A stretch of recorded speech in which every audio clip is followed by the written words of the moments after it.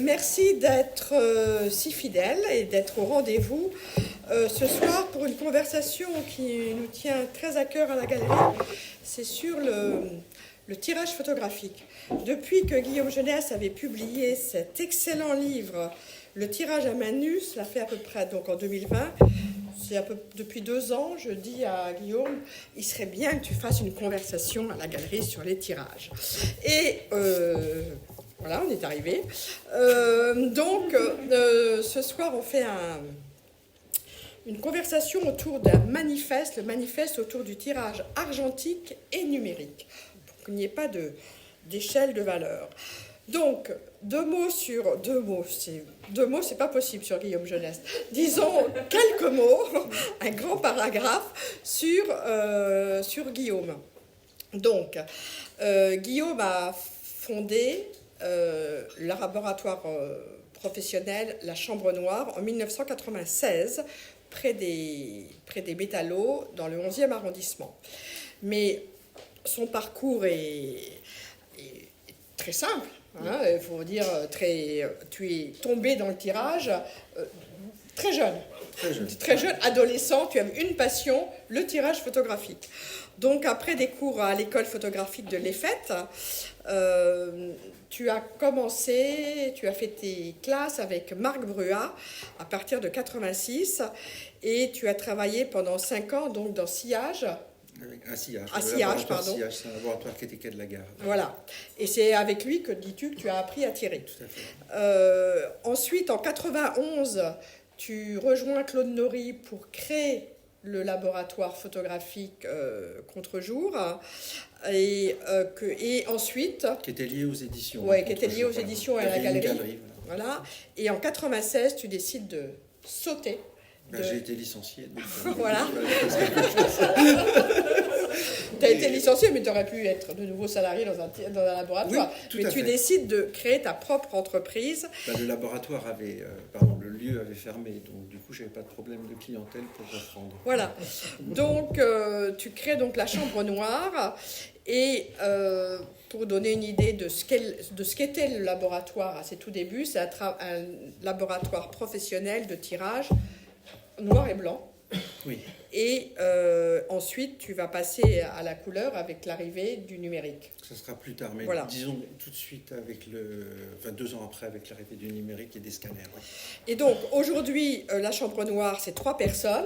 Toi, Guillaume Floreau et ta fille, Chloé Jeunesse, qui vous a rejoint en 2022, comme tu le dis, à ta grande surprise. Donc, voilà. Donc, maintenant, vous êtes 3. Tu es très impliqué dans la reconnaissance du métier de tireur. Tu as publié, donc, comme je vous l'ai dit, un livre absolument passionnant en 2020 aux éditions de La Madone, Le tirage à main nue. Tu as lancé en 2023 avec David Fourré, toujours La Madone, la collection Poursuite et Ricochet. Et tu as également poursuivi un travail de photographe, un travail personnel avec des autoportraits de ta famille. Et sous forme de 4 ouvrages que tu as publiés en 2015 aux éditions Filigrane. Voilà. Ensuite, tu t'investis également dans une association, l'ATPP, qui regroupe les tireurs professionnels de talent. Et dernièrement, tu travailles avec d'autres passionnés, dont Michel Poivert, pour que le tirage photographique puisse être reconnu par l'UNESCO comme patrimoine culturel immatériel, à l'instar du savoir-faire artisanal de la dentelle qui a été reconnu, de la baguette. Mais donc ça se fait avec un État membre, et donc c'est la France qui doit présenter cette candidature. Voilà, vous savez tout ou presque sur Guillaume Jeunesse. Donc maintenant, on va revenir à ton métier de tireur et à la création qui te tient tant à cœur. Donc aujourd'hui, tu dis à tout le monde, de Hourbis, que tirer, c'est avant tout s'adapter aux volontés d'un photographe. Et c'est la voie de la liberté que tu as choisie dès 1996. Et pour toi, il n'y a pas de mauvais négatif, il n'y a que des mauvais tireurs. C'est comme ça que j'ai été formé en tout cas. Voilà. Quand je me plaignais sur un négatif et que je disais je n'y arrive pas, je ne vais pas pouvoir faire ce tirage, on me disait il n'y a pas de mauvais négatif, il n'y a que de mauvais tireurs. Donc bon, Ça vaut ce que ça vaut, j'ai compris. Plus tard qu'il y avait de très mauvais négatifs. Mais en attendant, c'était assez formateur. Donc, avec l'expérience que tu as maintenant depuis 96, tu constates que chaque photographe qui franchit le seuil de ton laboratoire a une attente singulière. On ne peut pas dire qu'il y a des photographes, une sorte de... Voilà, Non, c'est très différent. C'est très différent. Donc, pour appréhender cette différence d'approche, on peut prendre 3 figures que tu connais particulièrement bien et avec lesquelles tu as des personnes avec lesquelles tu as Je travaille régulièrement. des forts liens d'amitié. Absolument. Donc, on peut parler de Denis Roche, Bernard Plossu et Valérie Belin. Valérie Belin, c'est plus épisodique. Voilà. Elle travaille avec plusieurs tireurs. Alors, je te laisse parler sur Denis Roche d'abord. Juste une parenthèse, quand j'ai commencé le tirage, parce que c'est quelque chose qui m'a construit, quoi. J'ai été sensible à comment mettre une image sur une feuille de papier. C'est vraiment ça qui m'a animé. C'est-à-dire, je voyais des poèmes sur des feuilles de papier à lettres, comme ça, toutes simples. On pouvait, avec de la gélatine, de l'albumine, du nitrate d'argent, un solé, mettre une image au même titre qu'on pouvait mettre un poème. Et ça m'a toujours fasciné. Donc, j'ai très vite voulu comprendre comment se fabriquait le papier photographique. Et sinon, oui, pour les clients avec qui je travaille, oui, c'est très différent l'approche du tirage. Si c'est Denis Roche, si c'est Bernard Plossu, c'est ça que tu veux dire? Oui, c'est ça. Ou si c'est Valérie Belin. Les photographes, de manière générale, commandent, font des expositions jeunes, et puis après vendent, et commandent aux tireurs des tirages. Enfin, c'est l'expérience que j'en ai. À 95%, c'est comme ça que ça se passe. J'ai vendu une photo, est-ce que tu peux me faire un tirage? Voilà. J'ai connu la photographie et la vente de la photographie depuis les années 80, donc ça a fortement progressé. Et en fin de parcours professionnel, les photographes, à l'heure actuelle, font souvent tirer des photos maintenant en 2, 3, 4, 5 exemplaires pour en avoir d'avance. Donc ça, c'est la réalité. Les photographes commandent en fonction des commandes qu'ils ont eux-mêmes. Ils commandent les tirages aux tireurs. Donc ça vaut aussi bien pour Bernard Plossu que pour Denis Roche. Et l'exemple que tu cites avec Valérie Belin est très intéressant. C'est qu'elle produit, comme un peintre pourrait le faire, elle produit ses tirages dès le départ. C'est-à-dire si elle estime qu'elle a 10 séries de 6 tirages à faire, elle produit absolument tout. Donc elle a une position très très singulière par rapport au tirage. Dans le livre, j'ai fait un entretien avec Valérie et qui traduit très bien ça. On a fait ça par mail, par échange, et je lui dis au début, tu as une position singulière par rapport aux autres photographes où tu fais tout produire. Ça coûte cher de devoir tout produire. Donc elle n'avait pas spécialement d'argent, Valérie, quand elle a commencé. Je tiens à le préciser parce qu'on dit, ah oui, il faut être riche pour faire ça. Non, c'était une volonté totalement de sa part de dire, pour moi, le tirage, il a une telle importance que je décide de tout produire jusqu'à l'encadrement.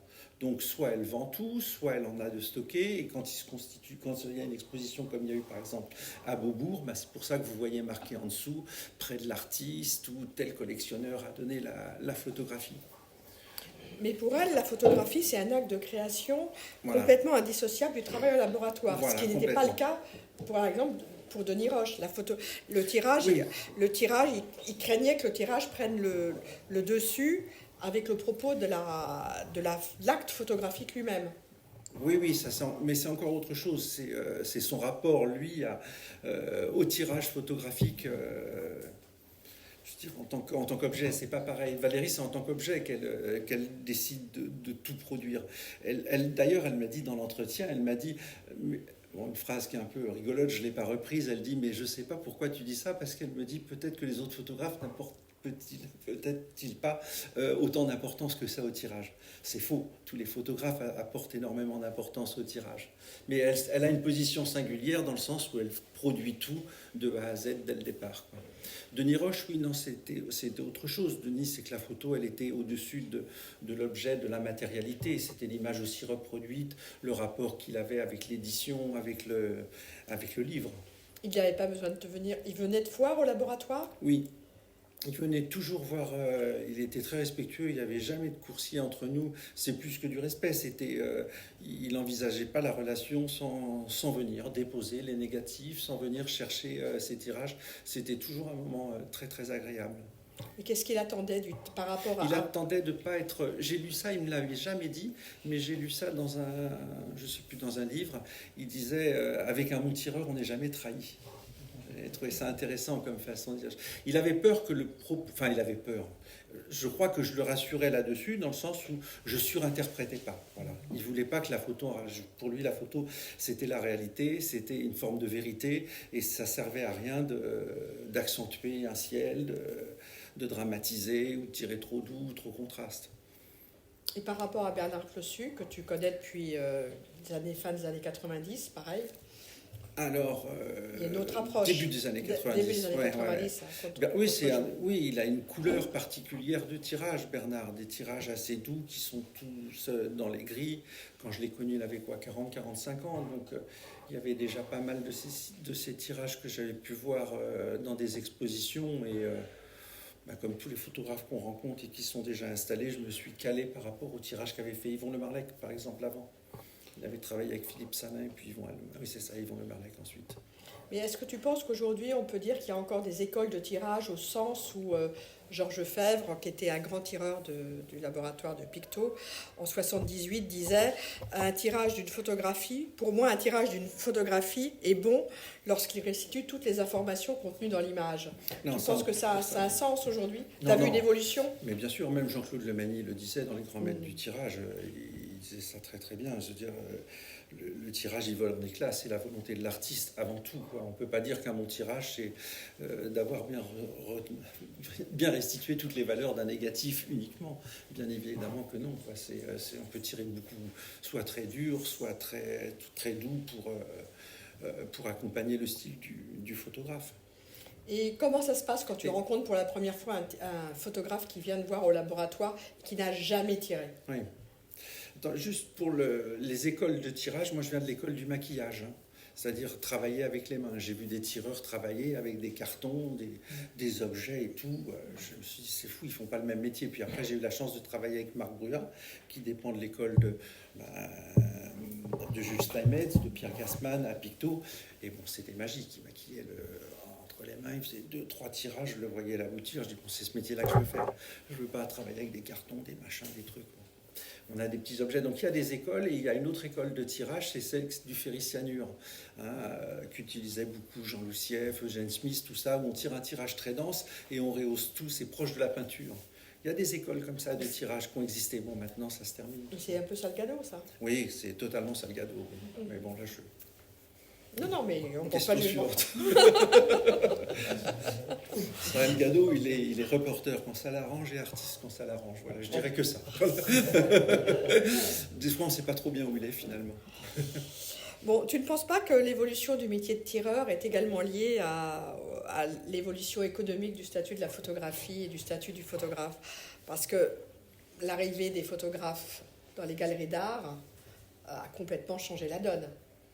Ben bien sûr, moi j'ai vu l'évolution du tirage collectionneur, je vous en parlais tout à l'heure, oui, c'est énorme, bien sûr.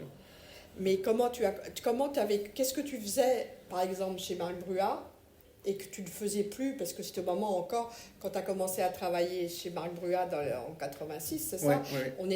On était à la fin des 30 Glorieuses sur le tirage de presse, etc. Mais il y avait quand même encore beaucoup de tirages de presse, beaucoup d'éditions. Il n'y avait pas de numérique, donc il n'y avait pas de numérisation, donc il y avait encore beaucoup de tirages qu'il fallait envoyer à la presse pour le reproduire dans des magazines. On faisait du tirage 18-24. Et là, tu ne rencontrais pas les photographes? Oh, si, globalement, ouais. Marc il travaillait pour Martine Franck, il travaillait pour Henri Cartier-Bresson, il était tireur à l'agence Viva, donc il travaillait pour Guy Le Quérec, plein de gens comme ça, quoi. Donc même pour des tirages de presse, tu avais des photographes qui... Oui, on avait un service de développement film, même à la Chambre Noire, jusque dans les années 2004, on a un service de développement film assez important, quoi. Et aujourd'hui, ton service de développement film? C'est ma fille, une demi-journée tous les 15 jours. Avant, j'avais jusqu'à 2004. 2004, c'est la période où la vente de films a complètement chuté. C'était l'apogée en 2004, donc le numérique est arrivé, voilà, tout simplement. Et j'avais quelqu'un à mi-temps avant qui développait. Donc, oui, de 96 à 2004, on avait quoi, une cinquantaine de films par jour. Je n'étais pas un gros laboratoire, mais on produisait. Donc le métier de tireur est bouleversé par l'arrivée du numérique. Pas uniquement avec le statut de Par la fin de la presse. la fin de la presse, Voilà. et le statut du numérique. Le statut des photographes d'agence comme à Magnum, qui sont beaucoup plus déjà reconnus comme des artistes. Qui commencent à être reconnus, qui commencent à être reconnus comme des artistes. Les expositions, on tirait énormément d'expositions, un sillage. Et des tirages collectionneurs, c'était rare, mais de temps en temps, quoi. Voilà. Donc on peut parler aujourd'hui d'un choc culturel entre l'agrandisseur et l'ordinateur, et comment tu as vécu, parce que toi, dès que tu es arrivé à Chambre Noire, tu es passé presque en 96, ça commençait à être l'apogée, pas l'apogée, mais la photographie, on était dans pas une photographie tableau, parce que toi, tu tires au laboratoire que jusqu'à un certain type de je tire format. assez grand quand même, je tire jusqu'au format 80-120. 80-120, mais oui. pas plus grand, voilà. Je ne fais pas du tirage mètre carré. Mais donc là, à ce moment-là, tu vois un changement de clientèle quand même, parce qu'il y a beaucoup de photographes qui aspirent à être auteurs, à rentrer dans des galeries. Moi, je vois un changement de clientèle avec les artistes, surtout, plus que les photographes qui décident de faire des grands formats, de très très grands formats, et qui vont dans des laboratoires comme Cyclope, tout ça. Et ça, moi j'étais à mi-chemin entre les deux, entre le tireur indépendant qui, comme Yvon Le Marlec, Philippe Salin, Jean-Yves Brégant, faisait du tirage jusqu'au format 50-60, c'est-à-dire la taille des cuvettes, la taille des plus grandes cuvettes. Après, j'ai voulu m'ouvrir parce que mon local est assez haut de plafond, comme ici. Donc j'ai pas mis un agrandisseur au mur, c'est un agrandisseur horizontal pour faire des très très grands formats mètres carrés, enfin mètres carrés supérieurs à 80-120, mais j'ai un agrandisseur qui me permet quand même de faire du grand format. Donc je suis un peu entre un gros laboratoire au niveau structure et un petit atelier.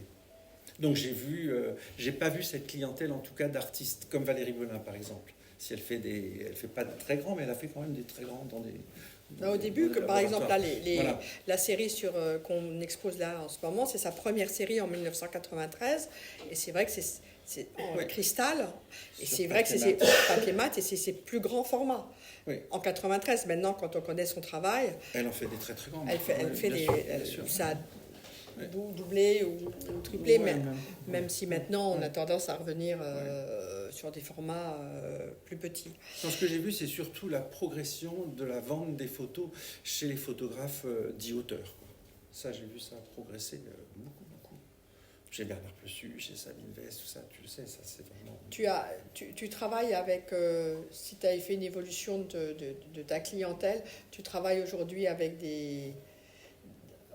principalement avec des photographes auteurs ou artistes. Là, on est plus auteurs que artistes, on va dire, et des auteurs qui viennent du monde du reportage aussi. C'est difficile de définir tout ça, les frontières sont poreuses, quoi. Mais c'est difficile de...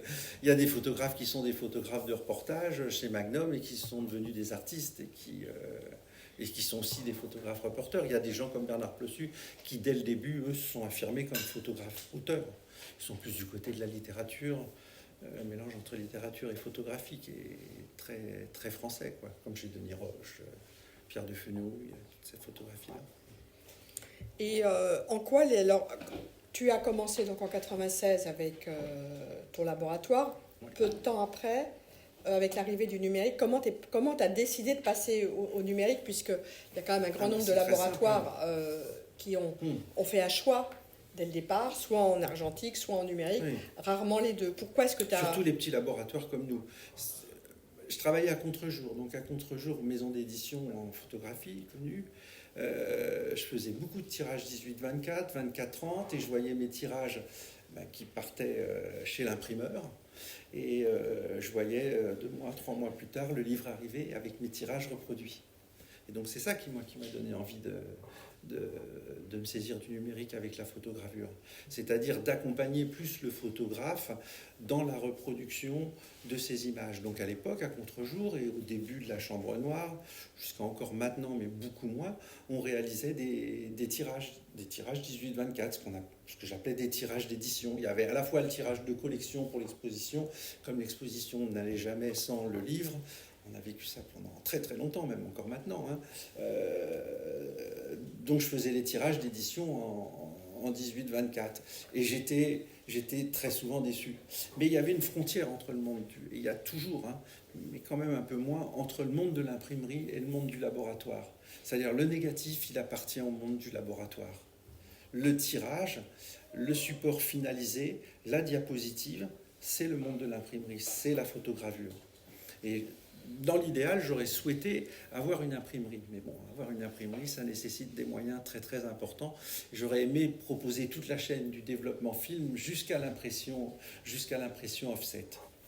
Alors je le fais autrement maintenant depuis, je le fais grâce à la photogravure et grâce à l'arrivée des scanners. Donc l'arrivée des scanners, elle est antérieure à l'arrivée des imprimantes, hein, ça faut bien le voir, et des appareils photographiques.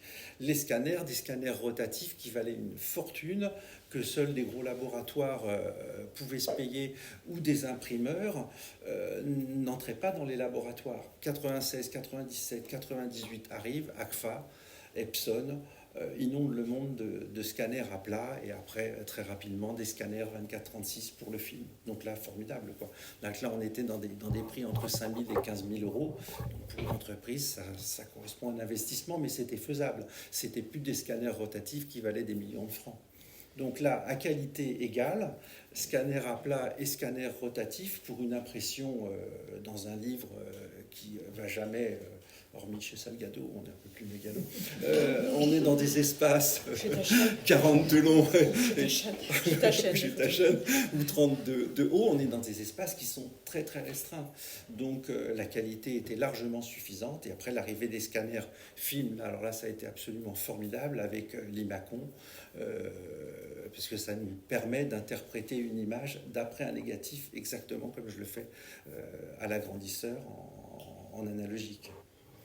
Donc, oui, non, ça, je pourrais vous en parler des heures parce que c'est quelque chose qui me passionne. Il y a beaucoup d'images à l'heure actuelle qui ne sont vues que dans les livres.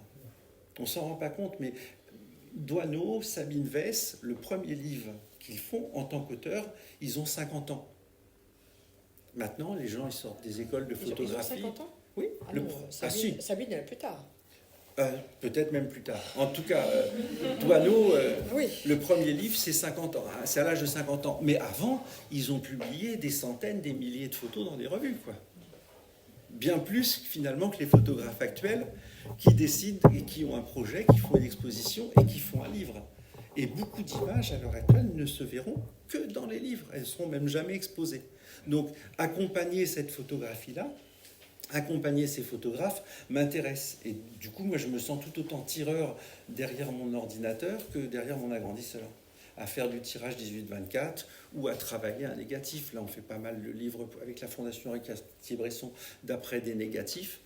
Ben, c'est exactement la même chose. Je travaille avec des outils différents, mais j'ai une épreuve de contrôle et j'accompagne du coup l'impression grâce aussi aux imprimeurs qui, en Italie, je veux dire, en grande majorité,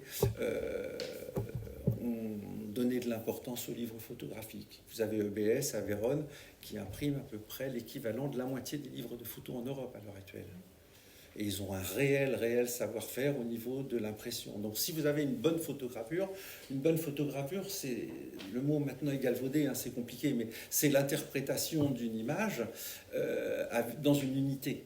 C'est-à-dire vous faites des épreuves de contrôle avec votre imprimante et vous garantissez au photographe qu'une photo qui veut plus clair, qui veut plus contraste, qui veut travailler là, comme ça, comme ceci, eh bien il l'aura. Et cette unité, elle est respectée si après vous avez un bon imprimeur qui traduit ça sans surinterpréter ce qui a été fait avant. Et donc ça, tu as eu ce désir de rentrer dans ce processus parce que tu n'étais pas satisfait de ce que tu voyais? Souvent, oui, je n'étais pas satisfait. Je me suis dit, j'aimerais bien accompagner jusqu'à l'impression. Et c'est à l'arrivée donc des scanners que tu as pu le faire. Voilà. C'est pour ça que je dis qu'au début, je me suis mis plus à faire de la photogravure pour des livres qu'à faire du tirage, parce que les premières imprimantes, ce n'était pas de super qualité, surtout en noir et blanc. Oui, mais en quoi les outils numériques ont-ils modifié ton approche du tirage? Ah ben moi c'est merveilleux, c'est ce que je vis tous les jours, c'est-à-dire j'ai mon agrandisseur dans une pièce, dans le prolongement j'ai l'ordinateur et je passe de l'un à l'autre et des fois très souvent, là je viens de tirer pour Franck Horvat une exposition d'après les négatifs en argentique et j'ai rescanné tous ces négatifs pour faire la photogravure pour un livre. Donc c'est... Mais tu tires pas de la même manière. Bah non, je tire pas de la même manière avec les mêmes outils, mais c'est exactement la même chose. Le photographe, il repart avec un tirage dans une boîte, hein. Enfin, un, même plusieurs. Mais donc, c'est ça, j'aime dire cette image-là, c'est-à-dire le numérique.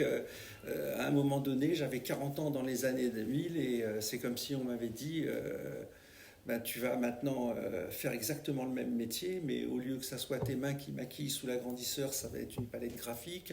Au lieu d'avoir une chimie révélateur, ben, un arrêt fixateur, tu vas avoir une imprimante. Au lieu d'avoir un agrandisseur, tu vas avoir un ordinateur. Et ça, c'est un véritable choc. Ça a été véritablement un choc pour moi. C'était même ce choc-là, d'ailleurs, qui m'a permis d'écrire, je crois. Je crois que je n'aurais pas écrit si l'argentique avait continué, servait à la fois à faire de la production et à faire un travail pour des artistes. Je ne vois pas quelle aurait été la raison. Le fait de ce changement d'outil a été un déclencheur. Il n'y a pas que ça. Il y a eu ma rencontre, on parlait un peu de Denis Roche, avec Denis et l'écriture, qui était quelqu'un qui aimait bien écrire sur ce qu'il faisait. Voilà. Et j'ai prolongé ça, quoi, d'écrire sur mon métier, quoi. Mais les tirages numériques ont fait en effet beaucoup de progrès par rapport au type de papier qui existe, mais un tirage numérique noir et blanc n'a pas la même qualité qu'un argentique. Qu'un argentique. Est-ce que tu trouves en couleur et tu ne trouves pas en noir et blanc? Comment tu l'expliques? L'arrivée du numérique et des imprimantes qui ont permis d'avoir une gamme de couleurs importante a permis à plein de photographes de s'exprimer. L'arrivée du numérique, ça a été un délaissement du noir et blanc au profit de la couleur pour une génération de photographes qui étaient coincés. Ils avaient quoi, le Cibachrome ou le RA4, il n'y avait pas 36 procédés. Et il y a deux choses dans le numérique. Il y a l'outil et il y a la sortie. L'outil est quelque chose de... Ah, c'est gentil. Tu m'amènes des fleurs. Henri. Oui, c'est Henri. Je voulais passer discrètement. Qu'est-ce que je disais? Tu disais qu'il y avait deux choses dans le numérique. Il y avait l'outil. Oui, il ne faut pas confondre l'outil, parce que l'outil est merveilleux. J'ai vu chez d'autres tireurs quelque chose que je ne m'explique pas. Je n'explique pas comment des gens qui étaient plus jeunes que moi dans les années 2000 ont dit le numérique c'est de la merde sous prétexte que le numérique en jet d'encre noir et blanc c'était pas bon. On va revenir à ça. Ça, je ne le comprends pas. Parce qu'il y avait pour moi d'un côté, et il y a toujours, il y a l'outil Photoshop qui est d'une puissance redoutable. C'est une véritable révolution, le numérique, par rapport à l'argentique. C'est un changement total. Mais il y a aussi la sortie. On ne peut pas dire... Quand on dit le numérique, il faut toujours préciser de quoi on parle. Moi, je veux bien critiquer le support tirage jet d'encre noir et blanc, il n'y a pas de souci. Epson a fait un choix dès le début que je n'ai jamais compris et que j'espérais, et on espérait tous, que Epson mène plus de cartouches d'encre noir et blanc pour avoir une gamme de gris supérieure à ce qu'ils nous proposaient. À l'heure actuelle, ça n'a que très peu évolué. Ils ont mis une cartouche en plus. C'est pourquoi. La raison précise quand même que les cartouches couleurs sont différentes. Voilà, et les cartouches couleurs, il y en a pléthore parce que le marché, c'est la couleur. C'est pas le noir et blanc. Et ça, moi, j'étais pendant des années, mais je dis bien des années, à espérer, alors que les scanners, eux, restituaient le moindre détail du négatif, scanner film et scanner papier étaient ultra performants, le tirage jet d'encre nous donnait moins de valeur qu'un tirage argentique. Alors, j'en espérais pas plus qu'en tirage argentique, mais on espérait quand même une finesse un peu plus grande. Voilà. Et est arrivé un Américain qui s'appelle John Cohn, qui a décidé d'enlever toutes les cartouches de la machine Epson et de remplacer, donc il s'appelle ça du tirage au charbon, moi j'appelle ça du tirage noir et blanc, avant tout, avec une gamme de gris très forte et où on peut proposer aux photographes un support avec enfin des valeurs, surtout pour les gens qui tirent dans des valeurs fines, avec des gris clairs, voilà. Quand on tire contraste, un tirage Epson, ça marche toujours en noir et blanc. Les noirs, ils pètent, ils sont beaux, mais il n'y a pas de valeur. Alors qu'à côté de ça, il y a la couleur. La couleur, bon, ça c'est complètement autre chose. Là, les photographes s'en sont emparés. Pourquoi? Parce que l'outil est extrêmement puissant. Photoshop permet de contrôler la moindre couleur. Et la restitution est de très bonne qualité parce qu'il y a plein de cartouches, tout simplement. Donc à l'heure actuelle, s'il n'y avait pas eu l'Américain qui proposait de virer toutes les cartouches, donc c'est pas un nouveau procédé, hein, c'est le même procédé finalement. Donc c'est un choix politique. L'Epson a décidé, à un moment donné, Canon ont décidé que le noir et blanc, ça s'arrêtait là, au niveau de la qualité, alors qu'ils avaient une machine qui était capable de faire plus. Donc c'est une décision politique C'est une et décision économique. politique et économique, tout à fait. Tout à fait. Mais ton américain n'est quand même pas son Ah, c'est pas que le mien. Oui, mais tu définis ce terme par piezographie. Piezographie, ça s'appelle. Piezographie. Ouais. Et c'est très développé dans les laboratoires. Oui, il y a plein de gens qui le font. Oui, bien sûr. Oui, c'est pas très développé, mais c'est développé. Moi, je dis même plus que je fais de la piezographie parce qu'au bout d'un moment, c'est ridicule. Enfin, si l'argument, le fait que ça soit des encres au charbon qui se conservent mieux, on peut le mettre en avant. Mais avant tout, je fais du tirage noir et blanc, donc je ne pourrais pas faire du tirage jet d'encre noir et blanc autrement qu'en piezographie. Voilà. Alors on s'en sert comme épreuve de contrôle en tirage noir et blanc traditionnel. Il y a 3 choses. Vous avez le tirage noir et blanc, qui est extrêmement fin, où l'argent restitue les moindres finesses dans les valeurs de gris, dans les noirs profonds, partout. Vous avez ensuite le tirage jet d'encre, même en piezographie, il est quand même moins bon en tant que richesse et gamme de gris qu'un tirage argentique. Et ensuite, vous avez l'offset. Donc à chaque fois, vous avez une perte. Une perte n'est pas un mot critique, hein, c'est juste pour dire on va passer jusqu'à une trame, même une trame très fine en offset, vous restituera jamais ce que vous fait un tirage jet d'encre piezographie et encore moins un tirage argentique. Et qui s'empare de la piezographie comme artiste aujourd'hui en noir et blanc? Des artistes qui viennent nous voir et qui viennent voir des labos qui font de la piezographie, mais très peu d'artistes qui en font eux-mêmes. Voilà. Parce que c'est un peu compliqué à mettre en place. Oui, c'est un peu compliqué à mettre en place. Là, Guillaume Fleureau, avec qui je travaille, qui lui travaille avec moi depuis 25 ans. Hein. Donc, il a vécu le numérique dès le début du laboratoire. Il s'en est vu à caler ça. Mais une fois que c'est calé, c'est vraiment formidable, quoi. D'accord. Alors, dans ton livre, tu laisses entendre que la création en numérique est différente de la création via l'argentique. Tu as cette phrase, alors là on est en contradiction, mais c'est quand même intéressant. Tu dis, je n'ai pas encore vu de photographe prendre l'encre d'une imprimante pour la déverser sur un tirage et maltraiter le papier qui en sort. On est quand même bien dans une époque où le monde se pense plus qu'il ne s'éprouve physiquement. Ben oui, on est loin d'Alix Roubaud. On est loin de plein de photographes qui travaillent la chimie, la matière, le papier. Là, on est dans la restitution, donc on est fatalement devant des décisions qui se prennent devant un écran.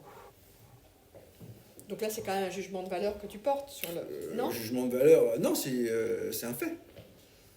Ben, je ne critique pas, moi j'aime bien les deux, c'est pas le problème, mais regarde le retour à la matérialité qu'il y a chez les jeunes, le fait d'avoir envie de reprendre un appareil photo, de remettre, on parle toujours du retour de l'argentique, mais le retour de l'argentique, il ne se traduit pas par le fait d'acheter un agrandisseur comme on le faisait avant et de le mettre dans une salle de bain. Ça, c'est terminé depuis des années. Les jeunes qui veulent refaire, qui disent qu'ils font de l'argentique, ils achètent une pellicule, ils la mettent dans un appareil photo mécanique et ils font des photos parce que c'est plus fun de le faire qu'avec un portable. Et après, qu'est-ce qu'ils font? Ils vont les donner au magasin et le magasin ils disent on a des scans, et puis tout se termine sur les réseaux sociaux. À 95%, si c'est pas plus, c'est ce qui se passe. Alors il y a des photographes qui pratiquent les deux, des photographes professionnels, artistes, et qui mélangent, Martin Baugrène, tout ça, utilisent l'argentique et le Gabriel Duplantier et le numérique et mélangent tout ça allègrement. Ça, nous, on les voit beaucoup au laboratoire, mais c'est pas le retour de l'argentique dont on parle. Là, on a une exception avec les artistes, les photographes qu'on présente, c'est Thomas Boivin qui est là, qui lui fait à la fois fait tout son tirage. Il a installé son laboratoire chez lui, enfin comme toi tu l'as fait à tes débuts. Mais c'est vrai que c'est quelque chose qui quand même devient une niche et qui coûte très cher. Voilà, c'est ça. C'est-à-dire qu'aujourd'hui, tu disais qu'il y a Ilford est en position dominante. Enfin, Ilford est en position dominante. Oui. Il n'y a plus que 2 sociétés qui font du papier. Berger et Ilford. Berger qui était anciennement Guy Minot. Voilà. Berger, tout le monde dit Berger. J'aime bien cette histoire. C'est un photographe qui me l'a raconté l'autre jour, qui disait qu'ils se sont mis derrière une table pour faire un peu plus allemand ou américain. Alors Berger, Berger, Berger. En réalité, c'est la contraction de Bernadette et Gérard.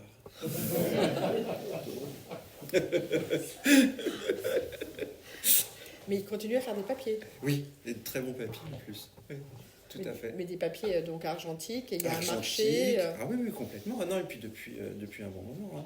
Ils tiennent la route, ils vendent, même professionnellement, maintenant, ils arrivent à suivre. J'entends par professionnellement le fait de pouvoir utiliser un papier dans un laboratoire pro, aussi bien en 18-24 qu'en mètre carré. Parce que si on ne peut pas faire tout et qu'on ne peut pas répondre à une demande un peu large du photographe qui veut 10-30-40 et un tirage mètre carré, bon, ben, le papier, on ne peut pas s'en servir sinon. Donc Berger est quand même bien positionné aussi. Mais aujourd'hui, donc si malgré tout le tirage argentique, comment est-ce que tu vois l'évolution du tirage argentique avec cette donnée économique où on est presque en situation monopolistique? Ben, le papier coûte une véritable fortune, donc faut être photographe et bien vendre. Voilà. Je ne vois pas d'autre solution. Ce qui est très dur pour les jeunes photographes, pour démarrer, s'ils veulent faire de l'argentique, mais ça a toujours été le cas, hein, c'est de produire une exposition. C'est là où il faut les aider, les jeunes photographes. Parce qu'après, quand on vend un tirage, si un tirage il est vendu 2000, 3000 euros, une photographie, on va dire, plus qu'un tirage, pour dissocier les deux, une photographie est vendue 2-3 000 euros et que le tirage, s'il coûte 80, 100 ou 120 euros, c'est plus le problème.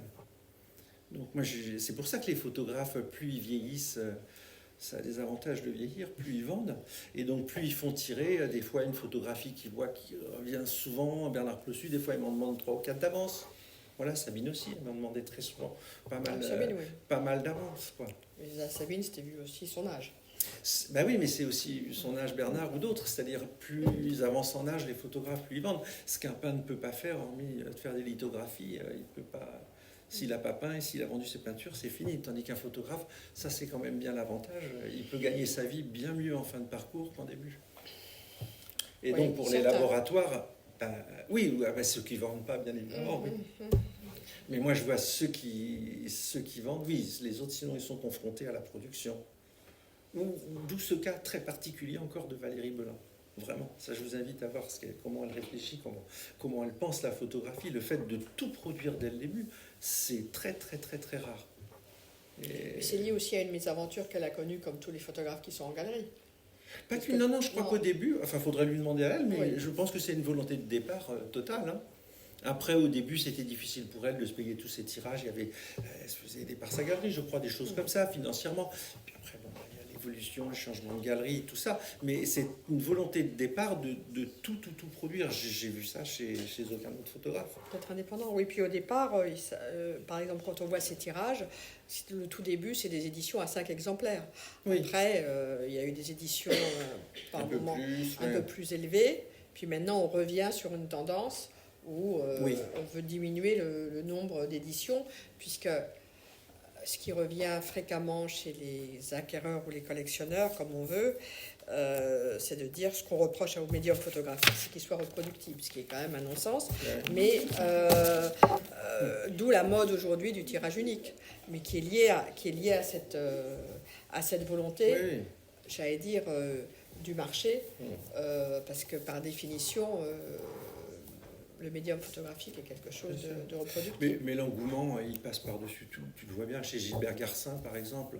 C'est incroyable, cet homme. Enfin, vous connaissez sûrement, mais qui à 60 ans se met à faire de la photographie. Il vendait des luminaires. Il fait un stage avec Pascal Delémieux à Arles pour savoir comment faire des photomontages. Alors, on n'est pas au numérique du tout. On n'est pas à cette époque-là.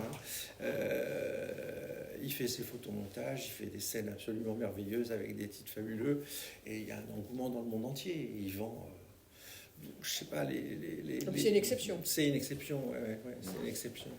Et lui, il numérote. Oui, il numérote. Mais la numérotation est liée à l'évolution du marché de l'art. Non, elle est liée au début aux galeries, enfin tu le sais mieux que moi, mais moi je me souviens, j'étais à contre-jour quand j'ai appris ça, l'article de loi qui était sorti, c'est parce que la TVA, elle était à 33,33. C'était une question de TVA au départ. Voilà, et donc l'État a fait un article dans lequel il est stipulé que, parce que ça c'est important, on parle du tirage quand on parle de ça, il est stipulé dans l'article de loi pour être reconnu, parce qu'un photographe peut décider de limiter ou de pas limiter ses photographies. Personne n'y oblige. Par contre, s'il veut tomber et répondre à une TVA. à une TVA moindre, il est obligé de le faire suivant le code des impôts. Et le code des impôts dit que la photographie est reconnue au même titre que la peinture. Oui. Elle a besoin de cet élément de comparaison en plus. L'anecdote est croustillante. C'était la responsable de la secrétaire générale du comité des galeries d'art, qui regroupe le comité des galeries d'art. C'est une institution professionnelle qui regroupe les galeries, mais aussi bien peinture, sculpture, enfin tous les médiums. Et la secrétaire de l'époque en avait assez que la photographie soit une TVA à 33% à l'époque. Ouais. Et c'est une époque là assez impossible aujourd'hui. Elle décide d'aller voir le directeur à Bercy, enfin à Bercy non, c'était au Louvre à l'époque, enfin au ministère des Finances, de prendre le directeur des impôts indirects et de lui montrer qu'une photographie n'est pas un objet publicitaire ou un objet de réclame. Elle met dans la manche, elle appelle Alain Sayag à Pompidou en lui disant: est-ce que tu veux, Alain, faire une histoire de la photographie au directeur des impôts indirects des finances? Et Alain lui dit oui, oui.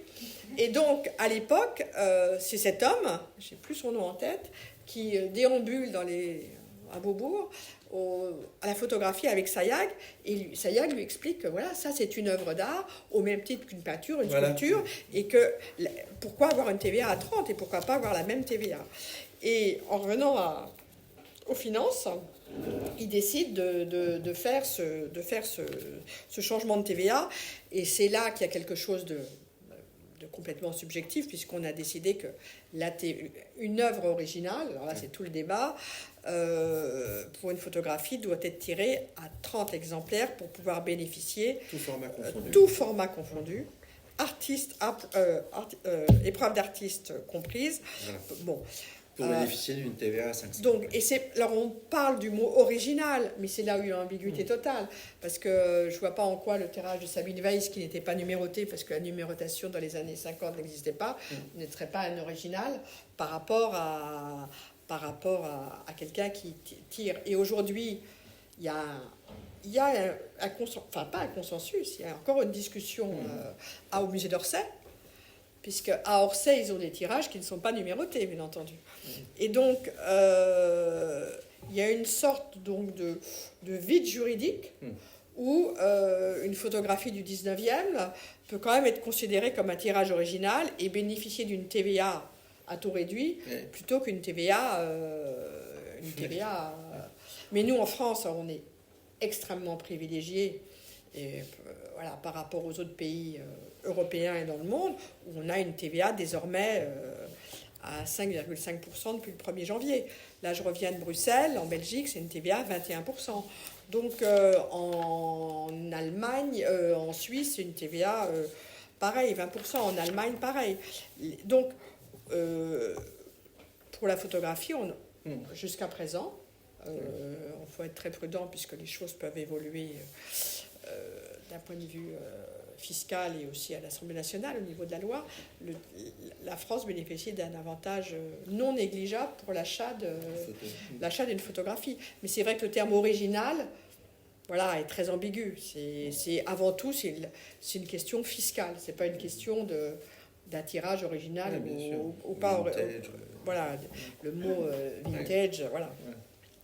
Donc, un point, pour revenir sur le côté niche du tirage argentique, il y a un autre point également qui est important, c'est que il n'y a plus d'entreprises qui fabriquent des agrandisseurs. Ce que tu as, toi, au laboratoire, c'est...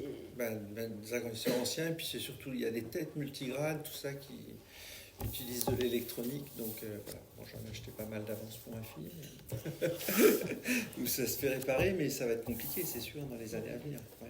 Donc ça veut dire quoi, ça va être compliqué?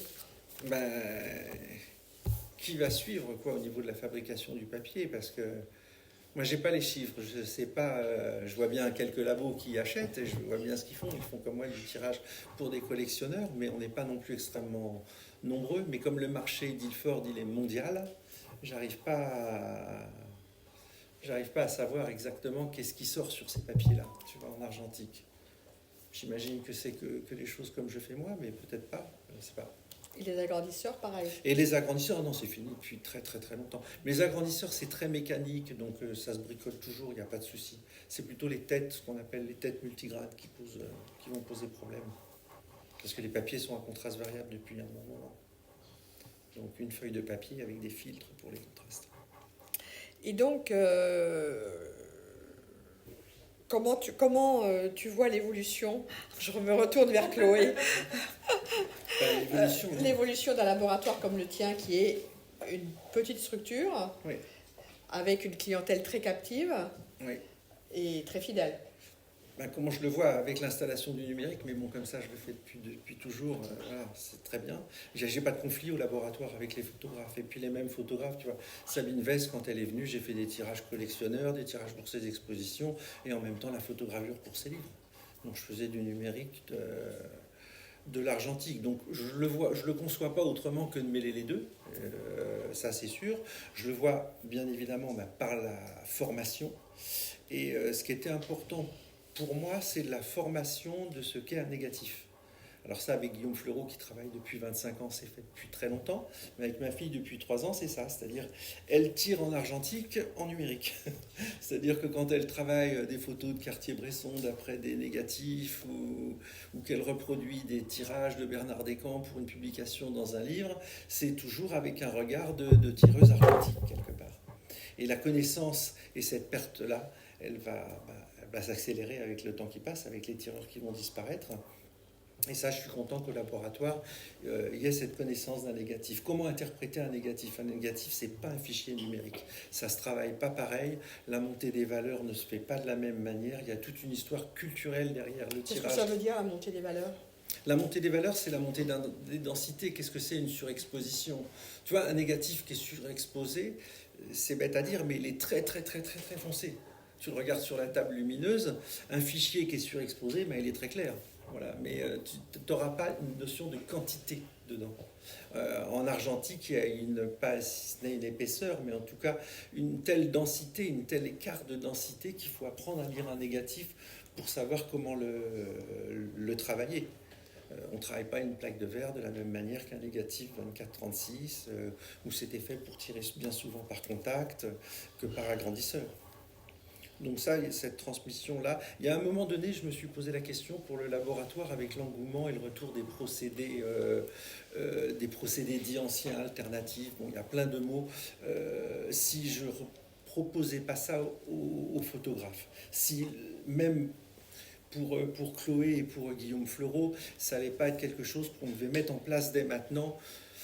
Puis je me suis dit que non, j'ai regardé le marché, finalement c'est que des photographes qui le font eux-mêmes. C'est ce besoin, c'est ce retour à la matérialité, les gens qui font des cyanotypes, qui font tout ça, ils le font eux-mêmes. Et les commandes institutionnelles pour le platine et tout ça, alors là j'ai fait ça pendant 4-5 ans avec Marc Brouillat à Sillage, on faisait des platines pour David Senner, Ketchi Tahara, on avait une commande de la part des photographes, bien souvent de mode très très très exigeant, mais des institutions c'était extrêmement rare. Donc à mon avis il y aurait très peu d'intérêt. Il y a une chose qui est merveilleuse dans le numérique, c'est qu'avec une imprimante jet d'encre, vous pouvez refaire un film. Et donc avec une imprimante jet d'encre, on peut refaire un film? Vous pouvez imprimer un film, c'est-à-dire un support transparent. Et tous ces procédés du 19e, pour la calitypie, pour la cyanotypie, tout ça, le platine, nécessitent de refaire un négatif au format qu'on met au contact avec une feuille de papier qu'on a enduit de nitrate d'argent, de sel de fer ou sel de platine, et qu'on assole au soleil. Donc avant le numérique, ça passait par un film. Il fallait faire un film positif, un film négatif, on contre-typait, et ensuite on mettait en contact avec le papier. Là, à l'heure actuelle, ce qui est merveilleux avec le numérique, c'est que vous pouvez travailler sous Photoshop un négatif dans la taille que vous souhaitez, à partir d'un fichier numérique, à partir d'un négatif, À partir de ce que vous voulez, vous le retravaillez, vous travaillez les valeurs, les contrastes que vous souhaitez en fonction du procédé, et après vous faites un tirage platine dans les plus riches traditions du 19e.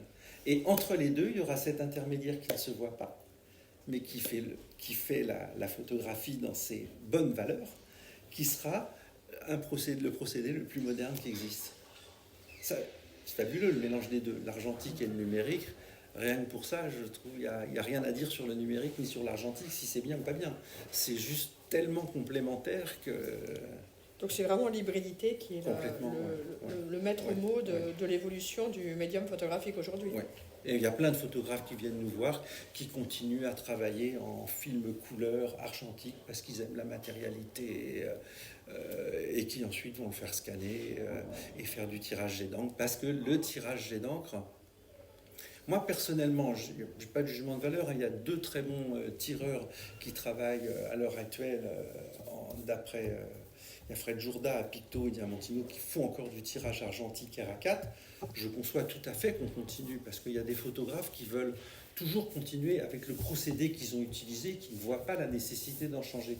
Ça, alors là, moi, respect total. Oui, les papiers qui ont voit disparu. les choses, voilà, il y a des papiers qui ont disparu, mais pour ceux qui restent et qui continuent et qui veulent continuer à faire de l'argentique, je conçois tout à fait qu'il y ait des tireurs qui continuent à faire ça et qui font ça très très bien, comme Fred Jourda. Relation vraiment tireur à photographe parfaite, super boulot. Mais moi, j'aurais pas pu concevoir le fait de faire du tirage argentique couleur. Avec l'évolution du numérique, le contrôle des valeurs avec Photoshop m'a paru tellement exceptionnel.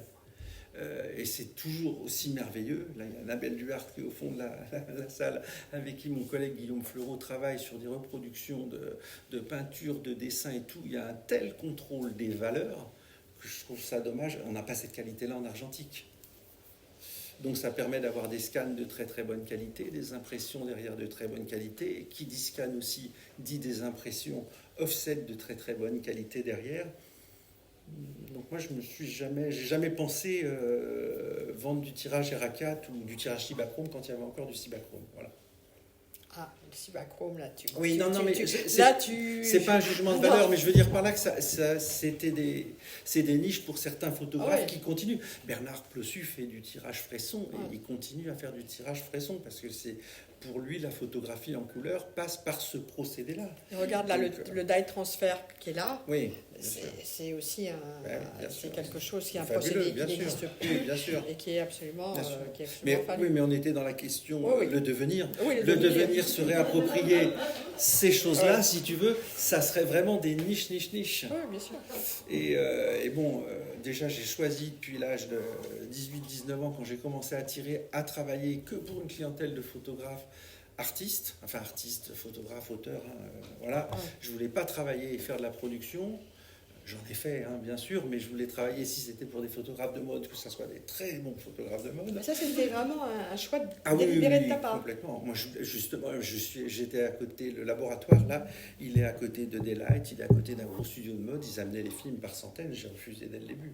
J'avais suffisamment de clients et je voulais pas me mettre dans le noir pour faire de la production et gagner du fric. C'était pas le but.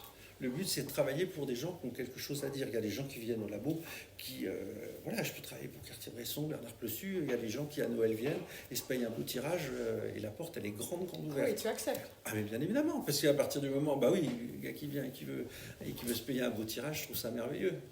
Tu vois, mais par contre, produire pour diffuser ou de la mode ou la photo, la fille elle a la tête comme ça, une fois comme ça, et que je développe 150 films, non, j'avais pas envie de faire ça, pas du tout.